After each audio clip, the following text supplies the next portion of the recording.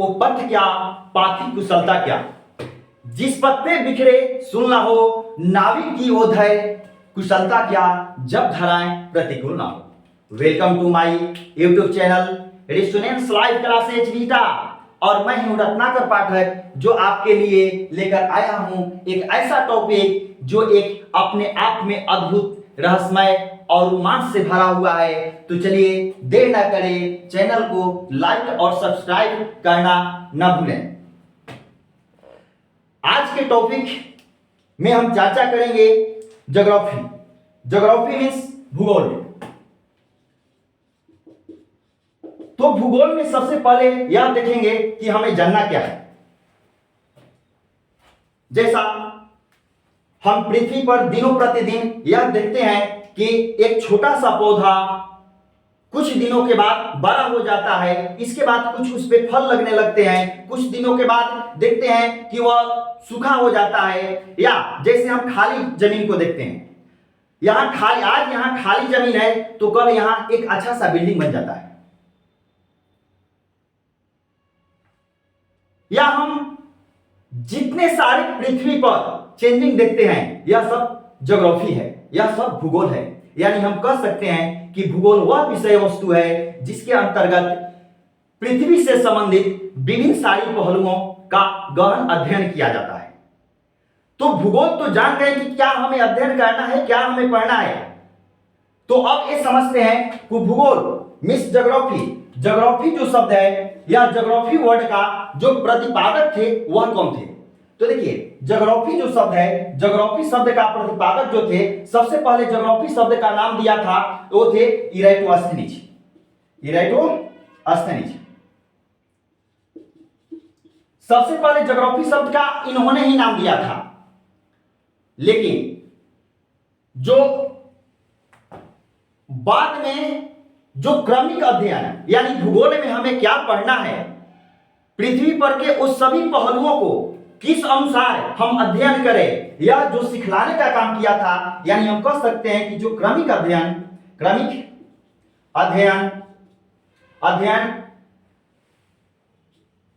करने के लिए जो सिखाए थे वो थे हिकैटियस।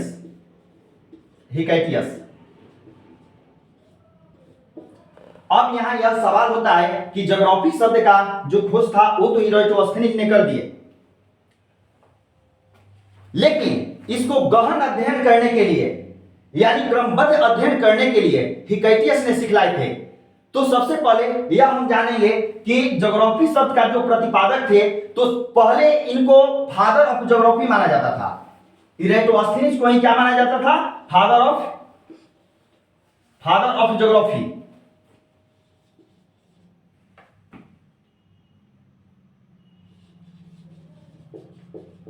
फादर ऑफ ज्योग्राफी इराटोस्थेनीज के माना जाता था।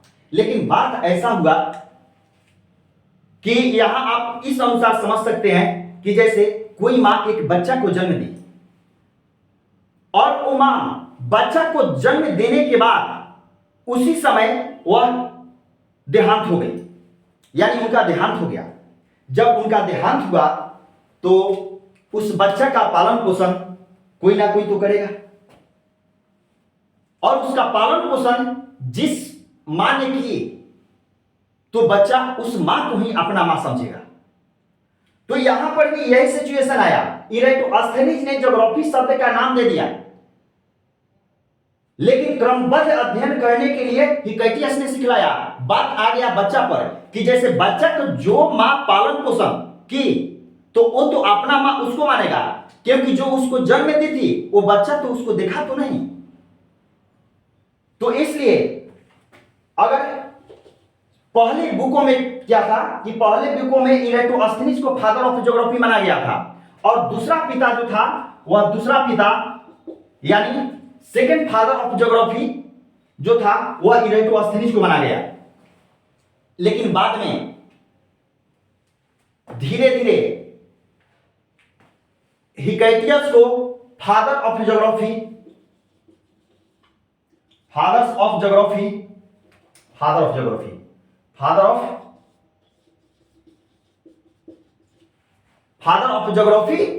माना गया।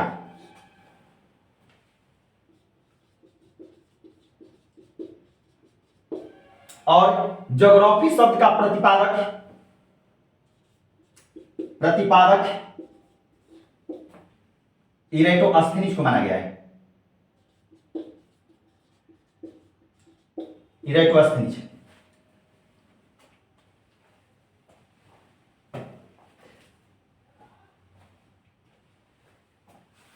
अब यहां यह देखते हैं कि भूगोल में हमें क्या क्या अध्ययन करना है, उस अध्ययन पर जोर देते हैं।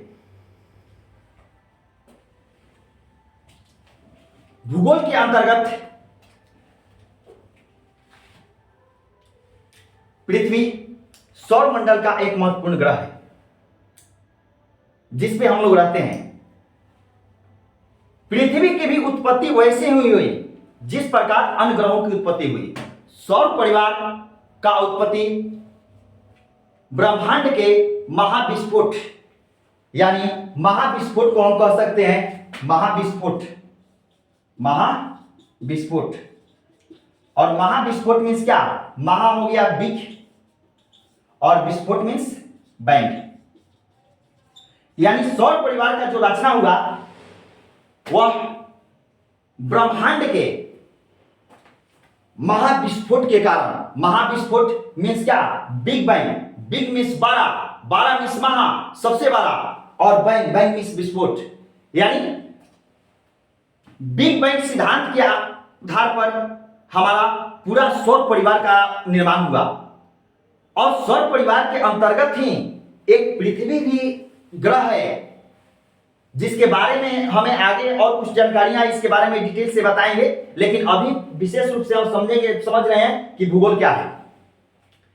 तो महाविस्फोट बिग बैंग सिद्धांत के अंतर्गत हुई, और बिग बैंग सिद्धांत के अनुसार अगर ब्रह्मांड की आयु देखा जाए तो 15 अरब वर्ष बताया गया।